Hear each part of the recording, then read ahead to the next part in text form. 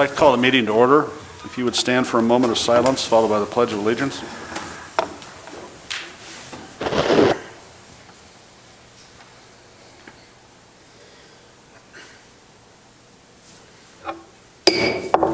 Pledge allegiance to the flag of the United States of America and to the republic for which it stands, one nation, under God, indivisible, with liberty and justice for all.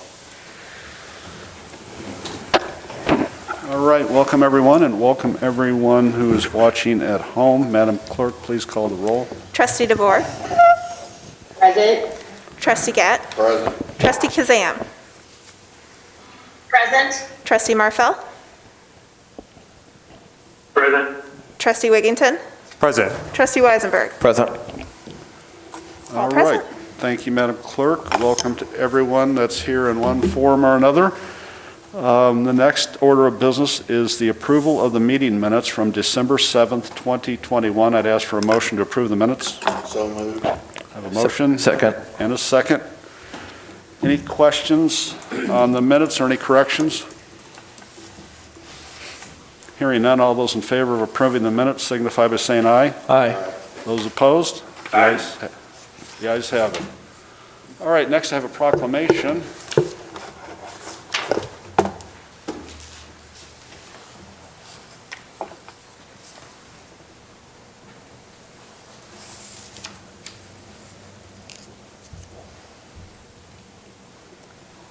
Andrea, is Frank on the way? Or? He's sick. Oh my goodness, okay. Would you like us to hold his, or would you get I his? can drop it off. Okay.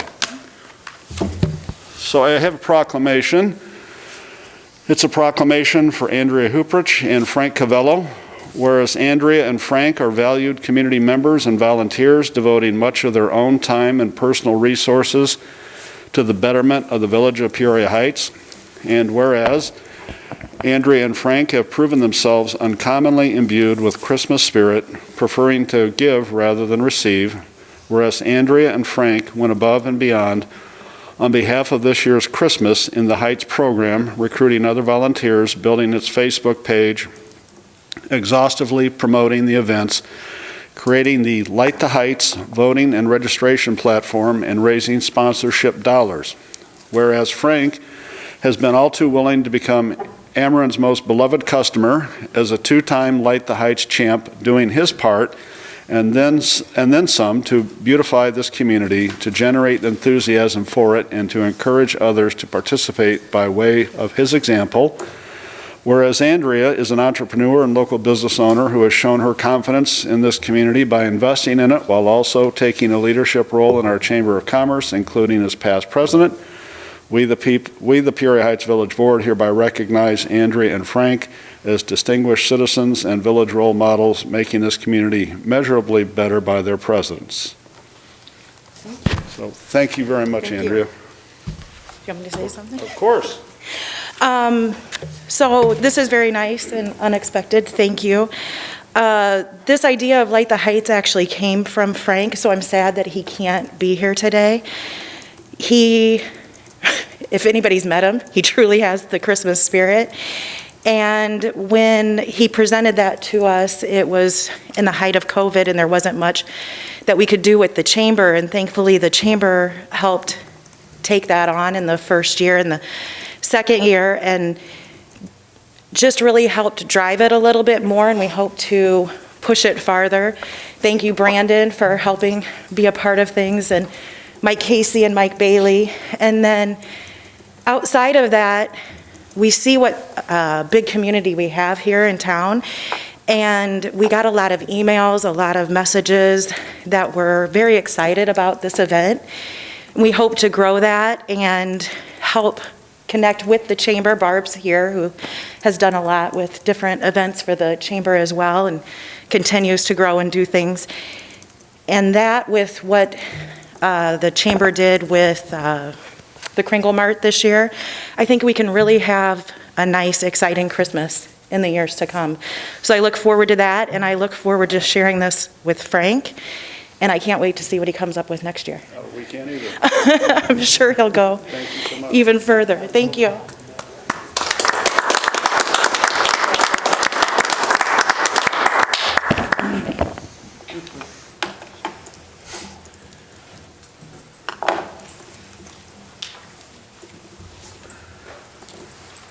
Okay, well, not a proclamation, two village employees from the Public Works Department recently obtained their water license, so I'm going to turn it over to Trustee Marfell to take it from here, or Superintendent Chandler, whoever.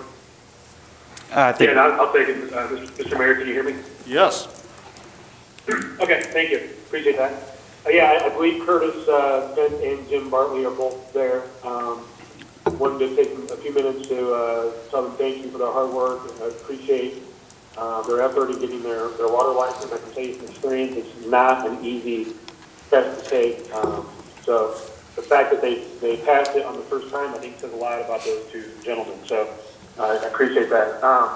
These two being licensed now brings us to a total of 3 Class C water license operators within the state of Illinois, the other being Superintendent Chris Chandler. And what is a certified operator? What that means is that particular person has went through the proper training and testing to be considered competent to perform duties required to deliver safe water without endangering public health.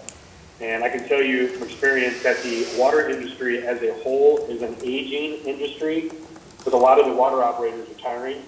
So the fact that we currently have 3 on staff is very valuable to the village. So again, I thank them for putting effort in to get the license so quickly. I believe both of them have been employed at the village for less than a year, so that's pretty impressive. Chris, do you have anything to add to that? No, I just want to tell them both congratulations, and we all appreciate your hard work and dedication in getting that license. I know personally it is not easy. Would you two gentlemen stand so everyone knows who we're talking about? Okay. Thank you. Congratulations. Thank you both. While we're on it, I'd like to take this time to thank the Public Works crew for a wonderful job of removing snow from the community.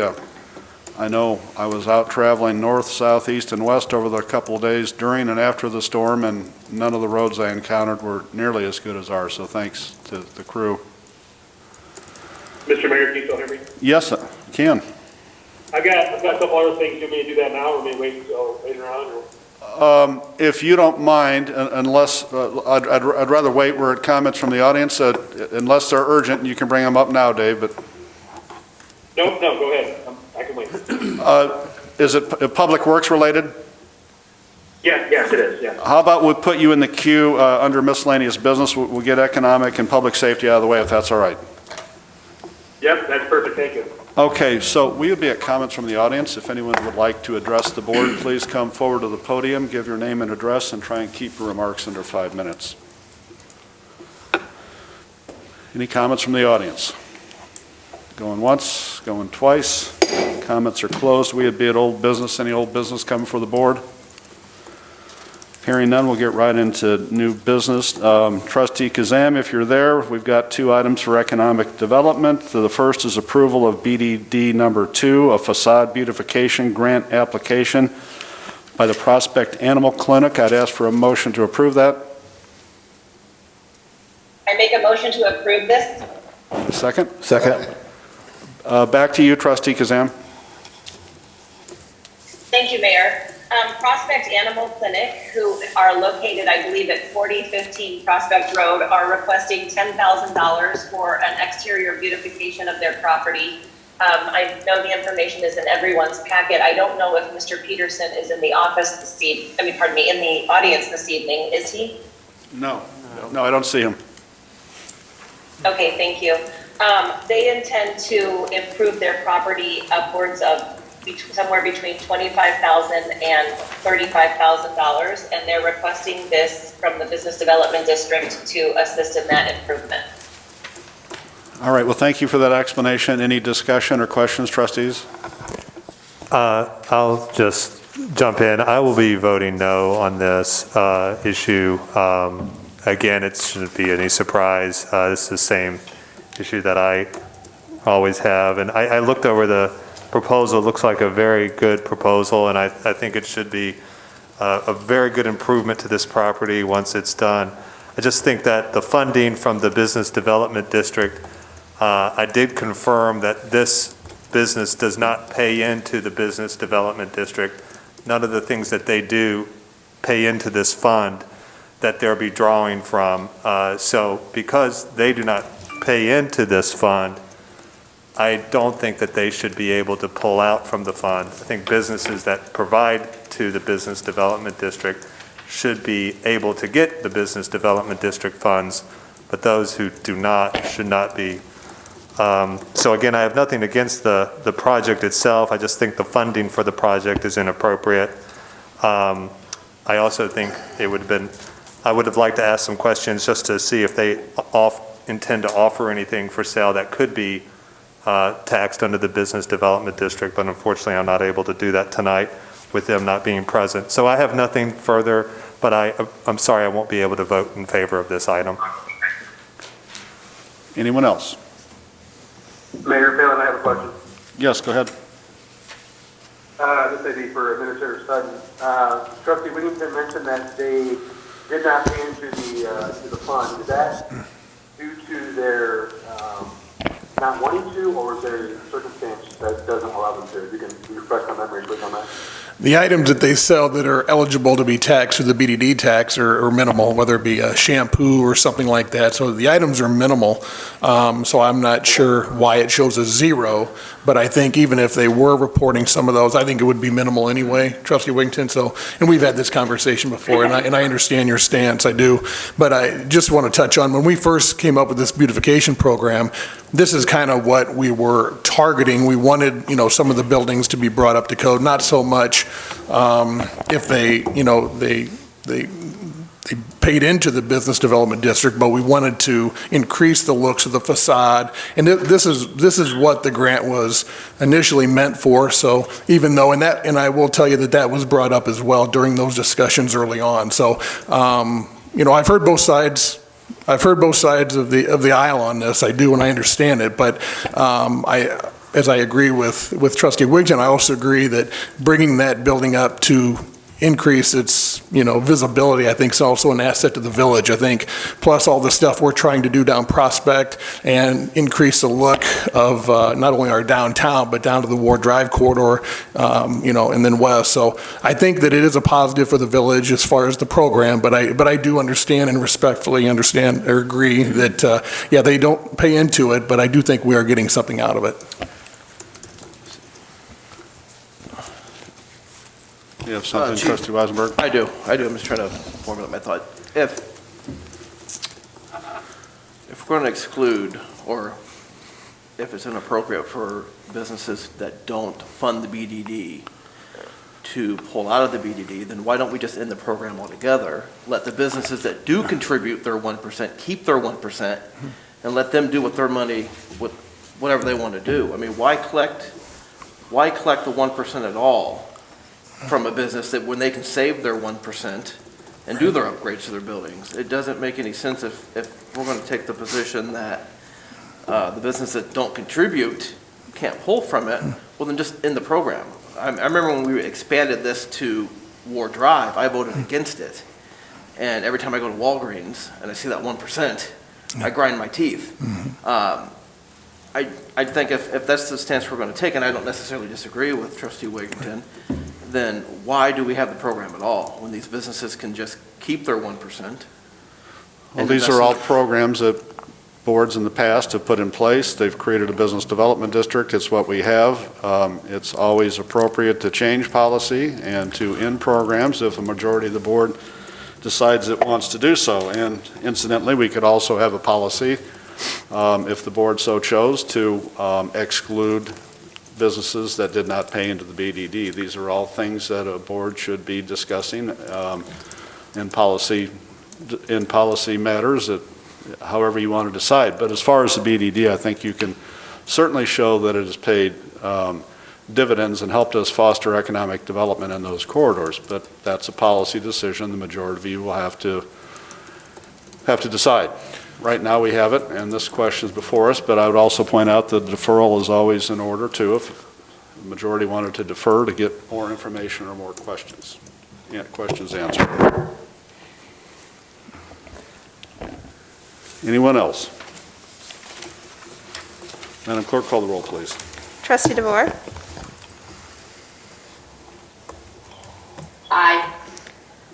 Trustee Gatt. Aye. Trustee Kazam. Aye. Trustee Marfel. Aye. Trustee Wigginton. Nay. Trustee Weisenberg. Nay. All right, that passes 4-2. Next, we would be at approval of Resolution 2021-01, a resolution in support of funding for the application for the Rebuild Downtowns and Main Streets Capital Grant through the Department of Commerce and Economic Opportunity. Trustee Kazam would ask for a motion to approve this. I make a motion to approve this resolution. In a second. Second. All right, back to you, Trustee Kazam. I hope you all can hear me. This is something that we've all discussed in the past. We are working toward applying for a grant that's due on January 10th. Mr. Aldrich has been working toward this, so has Mike Bailey. This is simply a resolution stating that if we are awarded the grant, which we are requesting $2 million for, the Village of Peoria Heights will put up $500,000 in support of that as well, so making the entire total $2.5 million. This was recommended to us. It's not, this particular grant does not have a match requirement, but it is, I think we'll be looked upon more favorably if the Village of Peoria Heights is committed to making these improvements, and we have, for lack of better terms, skin in the game. So that's what this resolution is stating. Dustin, I know you and Wayne might have something to add on this. Go. Yes, thank you. Yeah, this is not typical of a roadway type funding program. It's through the Department of Commerce and Economic Opportunity. So typically, funds of this type would be through the Illinois Department of Transportation or Federal Highway Administration. But this grant opportunity came up, and it applies to the project Prospect Road from Kingman all the way down to War Memorial. And you might ask, why does it go down to War Memorial? Because if we want to qualify for federal funding, they would consider that a logical termini, going from a major road to a major road. So that's why we extended the lengths of the Phase 1 engineering. Phase 1 engineering takes care of most of the requirements of the federal government, and so that's why we would pursue this type of funding for that Phase 1, which is the first logical step in a highway project that includes federal funds. So once we would complete this Phase 1 engineering, we could be legitimately eligible for other federal funds to complete the project. So if we throw the 500,000 in, which isn't required, is that what Trustee Kazam said? It's a goodwill gesture? It's typical, it would help our Chances. prospects to get the grant, and it's typical, it's about 20%, so that's Okay. typical of these types of grants. So if we were to invest the 500,000 and get the $2 million, and we get the Phase 1 engineering done, then what? What if we don't qualify for any grants?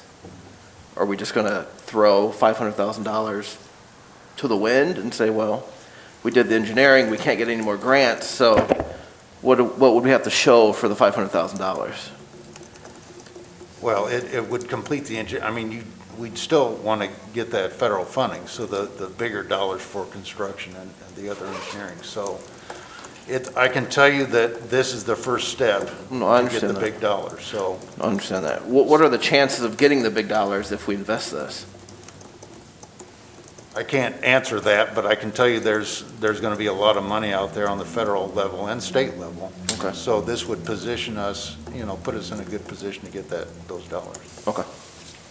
And that's a good question, Trustee Weisenberg, but I would say that we've had some success by having plans, whether it's a comprehensive plan or a strategic plan, and having a plan in place for the future to receive some of these federal and state pots of money that are out there.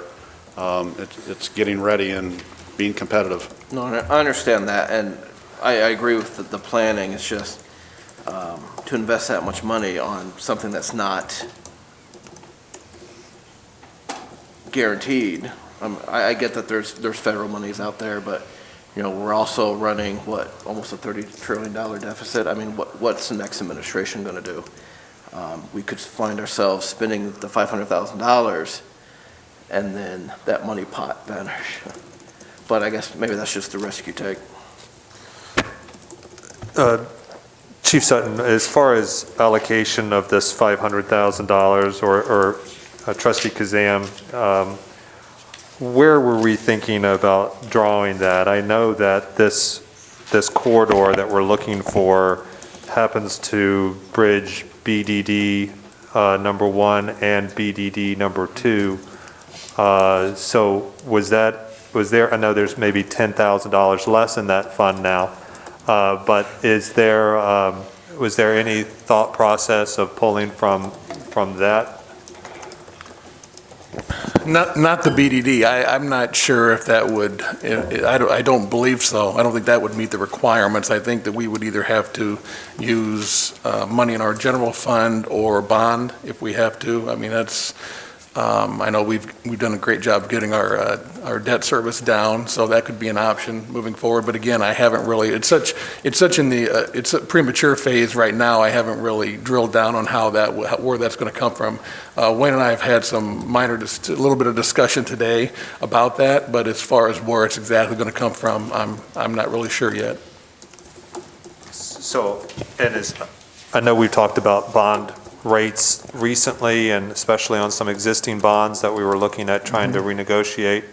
What are the rates right now? Are they particularly attractive? They are, and we just received information while I was out of the office from Tony Lees. Tony Lees called me to say we should save over $300,000 by refinancing the current bonds. So, yeah. Anyone else? I have a question. Yes. So when we're saying that we would match up to the 20% or the $500,000, we would be using that $500,000 to do engineering prior to receiving the grant, or that we would use that $500,000 after we receive the grant? Wayne, go ahead and answer Yeah, that. that would be after we receive the grant. So there's no obligation to expend any funds unless we receive the grant. Okay, so if we agree to this, it's not saying we're going to use the $500,000 for engineering, and if we don't receive the grant, we're just out that money? No. Okay, thank you for clarifying. Anyone else? And this resolution 2022-1 applies only to this Illinois Department of Commerce Rebuild Downtowns and Main Street Capital Program grant. That's correct. If we would go for another grant, we'd have to come back to the board for another resolution. Okay. When does it, I know based on a couple meetings ago, that thing needs to be in this Monday. Okay. Yeah, January 10th. So we're under a very tight time frame, and again, thanks to staff and Mike Bailey's in the audience help with narrative, and so I think we're in good shape at this point. We're just getting letters of support, which I think will be no problem from some of our partner agencies and other folks. Okay, very good. Thank you. Trustee Kazam, I'll give you the final word if we left anything out. I'm sorry, I couldn't hear you, Mayor. I will give you the final word if you'd like to add anything, if we've left anything out. No, I think Mr. Aldrich explained everything very carefully, and I'm glad that you answered the question for Trustee DeVore. We do not spend the $500,000 unless the grant is awarded. All right. Madam Clerk, please call the roll. Trustee DeVore. Aye. Trustee Gett. Aye. Trustee Kazam. Aye. Trustee Marfel. Aye. Trustee Wigginton. Aye. Trustee Weisenberg. Aye. All right, that passes. Trustee Kazam, anything else under economic development? Not right now. Thank you, Mayor. All right, we would be at public safety.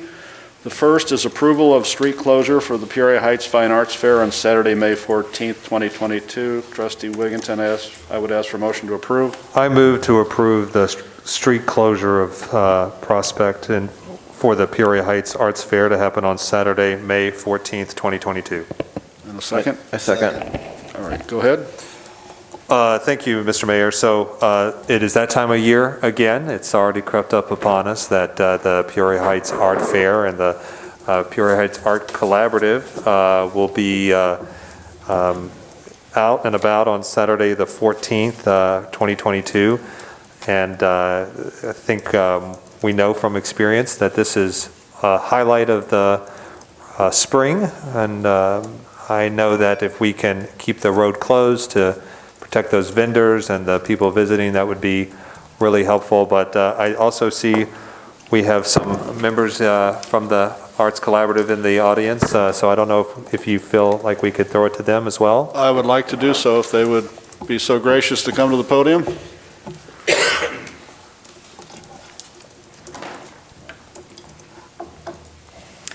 Thank you. So once again, this year, we are asking for the approval for the blocking off of the street. And we are requesting an additional block further than what had done in the past, because we spoke with several different restaurateurs that had said that they would like to participate and felt like it would be a benefit to have the street blocked off, that they could be easily included with setting up. So we would like to be able to not only social distance the way that we have in the past, with kind of the unknown that is going on here throughout our world. So it'll give us a greater opportunity, put spacing within the tents, and also incorporate restaurants. Anything else you want to add to that? So, questions? Is that additional block from where to where? Is that in the packet? Yes. That additional block goes to 4500, which is Kelly, so it would be from Glen and Prospect. So you would still have Thoroughway from here, and then it would be to Kelly Avenue. So what we would do is have controlled parking that would direct through off of Glen that would take you to the PAPS campus parking lot. Okay. And previously it was the Cyberling, right? Right. Does that answer your question, Trustee Weisberg? Okay, anyone else? And the street closure will be, I saw it's in the packet, but we'll have rerouting available just like we do all the time, and signs, appropriate signage and all that stuff, Chief. We'll use the same route as we have in the past. We'll extend it to one block. We kind of have this down now with the help of the Public Works Department. They've done a great job of assisting PD on getting everything out and picked up. But we kind of have this down. This route works best for everyone. So I'm very confident this will be another successful event. We are thrilled. I mean, just with word of mouth that we have heard from our first year, we obviously took a break with COVID, and then from our second year, we actually doubled our artist. And we have such buzz and excitement of what is going on. Our artists came to us starting really 2 months ago and just said, hey, when is the date? Do you have approval? So they're really anxious. So we're really, really excited about the growth and the excitement of within our community and also surrounding communities that are interested in being part of the Peoria Heights Fine Art Fair. So we're really excited just with the growth that is happening so quickly. Thank you both, Teresa and Barb. And if I may ask a question, if Trustee DeVore or Trustee Kazam, I know one of you can answer this, will this be something the Convention and Visitors Bureau will promote for us then as well?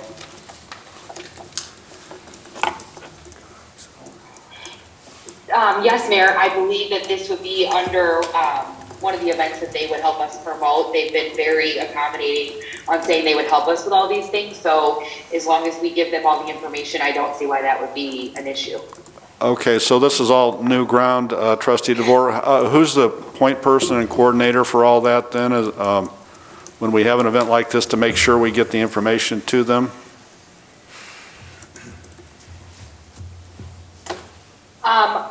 Since I haven't, go ahead, Beth. No, go ahead.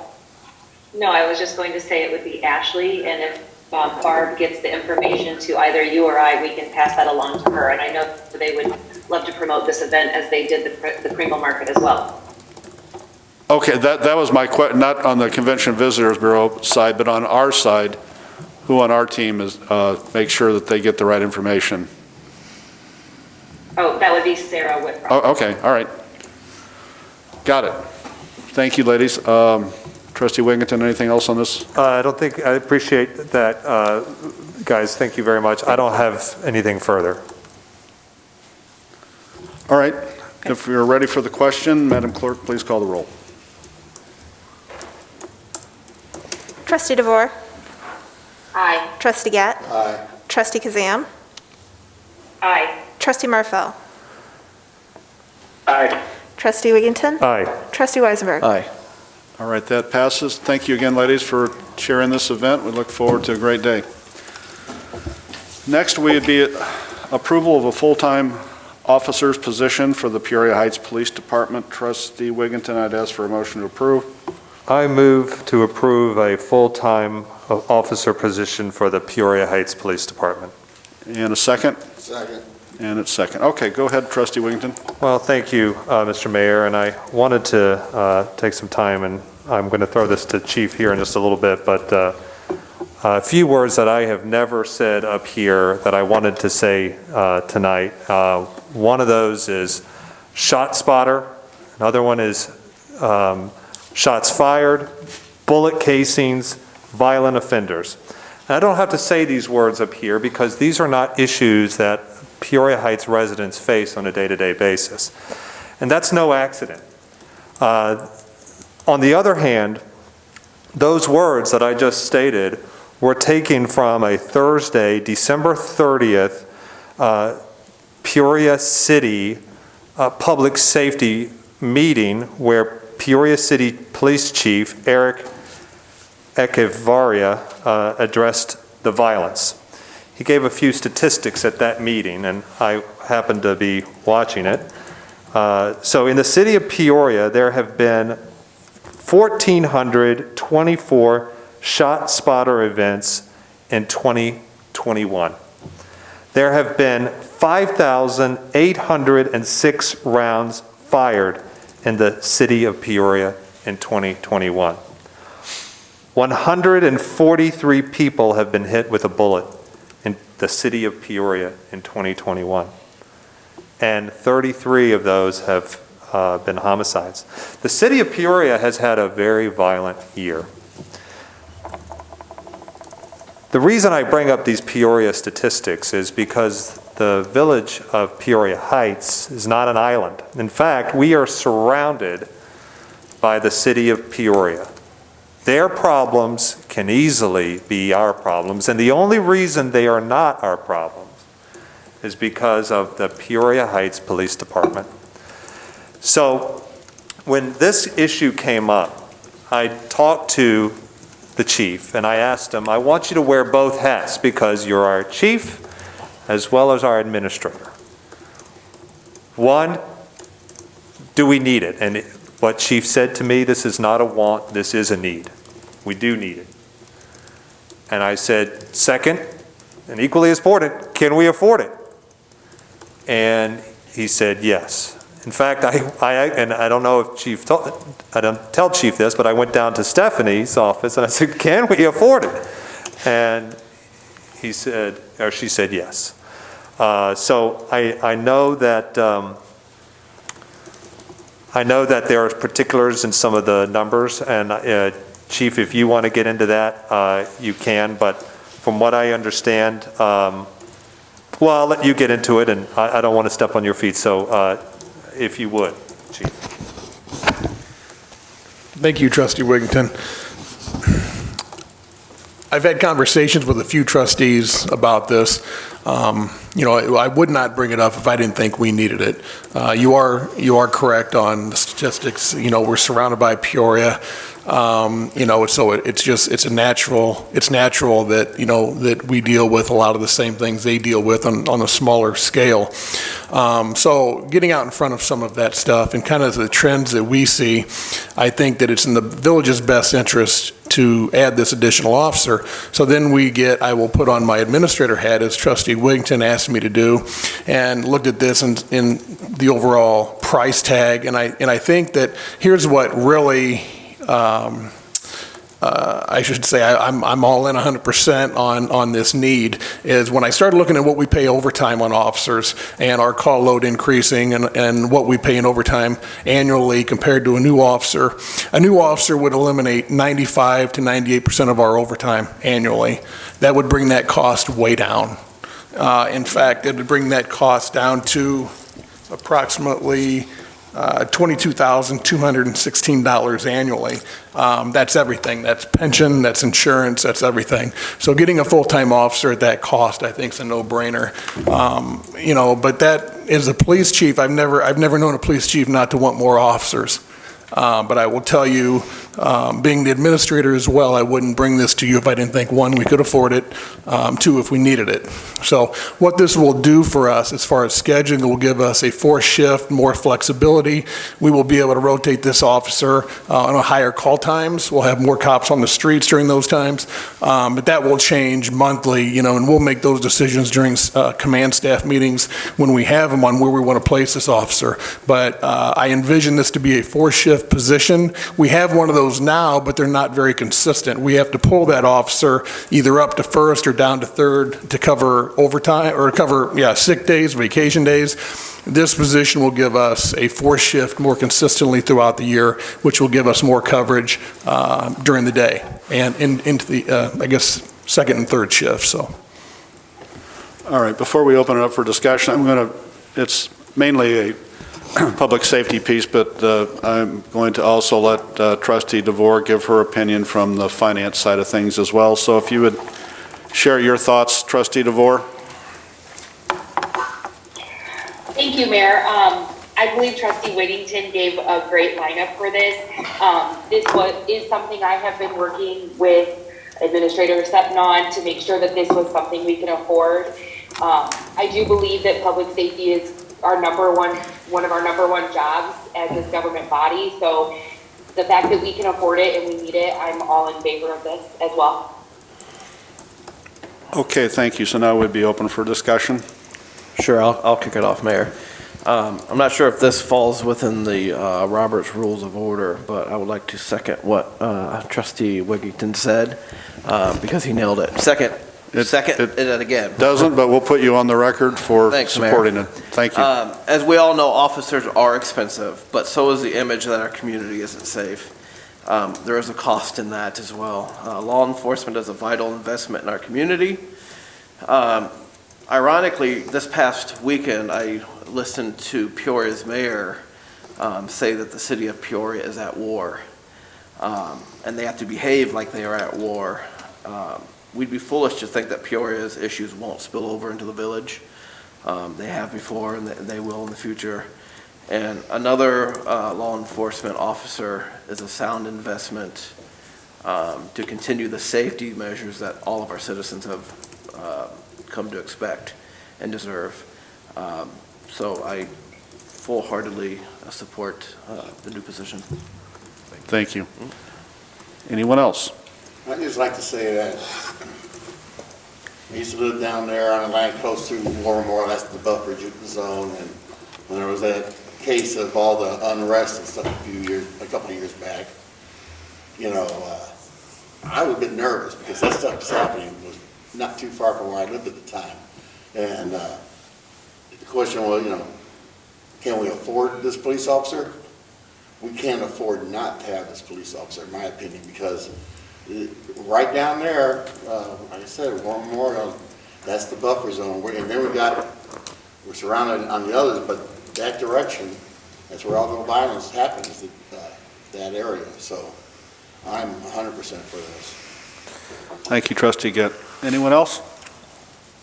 Mr. Mayor, I have a question for Chief Sutton. Go right ahead. Chief, what's the timeline if this is approved tonight? What's the timeline to get this officer trained on the streets? Is there a timeline? Well, as you know, Trustee Marfell, we have a lateral transfer list, and that's what we like to pull from when we do have openings. And that list consists of certified officers that are already working or have experience. I'm going to look at that tomorrow to see if we need to refresh it or to send out, advertisement that we are accepting resumes, and usually that does go over very well. We do have a couple good candidates I know in the lateral transfer pool. I'm not sure if they've accepted employment in other departments, because right now, a lot of good officers are getting plugged out of other departments for other reasons, so it's really hard to find good qualified officers now, but I do think we have some in our pool. I just hope that they're still available, but I will know more about that probably later this week, and from there, what we'll do is start the testing process, and that consists of a psychological, a medical, and a polygraph, and once that's done, I would imagine a 2-week notice from there, and then we should have them in uniform in an FTO period within a month, so. Okay, thank you. Yep. Appreciate that. Anyone else? I would just like to thank all of you for supporting this and supporting the chief and the Peoria Heights Police Department and commitment to public safety. So, Madam Clerk, please call the roll. Trustee DeVore? Aye. Trustee Gatt? Aye. Trustee Kazam? Aye. Trustee Marfel? Aye. Trustee Wigginton? Aye. Trustee Weisenberg? Aye. That passes. Trustee Wigginton, anything else? No, thank you, Your Honor. I think we covered it. Chief? Okay. Thank you. Yep, that's it. All right. Anything else, Chief Sutton or Chief Thompson? No? Nothing, Mayor. Okay. Miscellaneous business. First up, Trustee Marfel. Yes, thank you, Mr. Mayor. I want to take a few seconds to talk about a couple things. The first, I know I mentioned at the last meeting regarding the cold weather and frozen pipes. We've had a recent surge of cold air. I know we got some more coming I think tonight or tomorrow, so I wanted to remind people about frozen pipes. Specifically, if you have pipes that are known to freeze, you need to take steps to safely keep them heated. You can put tape at any hardware store to wrap the pipe in. You can also open cabinet doors, such as under a sink. It's also very important to identify inside shutoffs and make sure they work properly. Your shutoffs inside your house are normally located near the water meter, which is normally located near the water heater, probably in a basement or a crawl space. And if you need assistance in looking for your shutoffs, you can call the water department. I'm sure Superintendent Chandler will be happy to come by and show you where it's at and identify it for you. If the shutoff does not work, it needs to be replaced as soon as possible. Any plumbing inside the property except for the water meter belongs to the homeowner, and that's the responsibility of the homeowner to get replaced. And I'll give an example real quick. If a pipe bursts inside your house and you either don't know where your inside shutoff is at or it doesn't work, you're going to be waiting for a public works employee to come shut the water off at the exterior shutoff.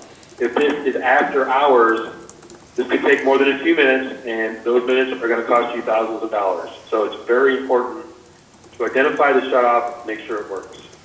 Lastly, I want to echo Mayor Phelan's comments at the start of the meeting about the snow plowing. We had our first snowfall of the season recently. I want to give thanks to Mike and the crew, doing a job well done as always. The first time out in the plows after a long hot summer can be challenging, getting into the swing of things, and I think they did a great job. The two new guys, this was their first time out plowing, so they got a taste of it and they did a great job. We appreciate all the citizens that were able and did move their vehicles off the road to the plows. This makes the job of plowing so much easier, being able to go curb to curb the first swipe through a neighborhood. We understand that in some circumstances, it may be impossible to get your vehicle off the road, but if you can, please continue to do so when snow is predicted to help the plow drivers out. And that's all I have, Mr. Mayor. Thank you. All right, good advice. Thank you. Anyone else under miscellaneous? I just want to say, and thank you for bringing it to my attention, Mr. Mayor and Chief Sutton. And I think he's not here tonight, but Council Walton for looking into renegotiating those bonds. I think $300,000 in cost savings does a whole lot when we're, spending some other. So I think, this helps out a lot. And I appreciate your continued effort and keeping keeping on the ball. So thank you very much. Thank you very much. Anyone else? All right, I think, though, as we move forward, some of the agendas may start picking up. Can you quickly explain, Mr. Administrator, the budget and the process we'll be looking at this year? I believe the Normal? first, yeah, it'll be our normal process. I believe the first view of the budget will be February 22nd, if I remember that right. That's correct, Okay. yes. So you'll have a copy of that. I will start to work with department heads, kind of go over what they see, what the needs and wants in the upcoming year, and see what that looks like. So we'll have a first draft of the budget the 22nd of February. So I'll be meeting with you prior to. All right. Any other business? Trustee Gett? I move to adjourn. Is there a second? Second. All those in favor of the motion to adjourn signify by saying aye. Aye. Those opposed? Aye.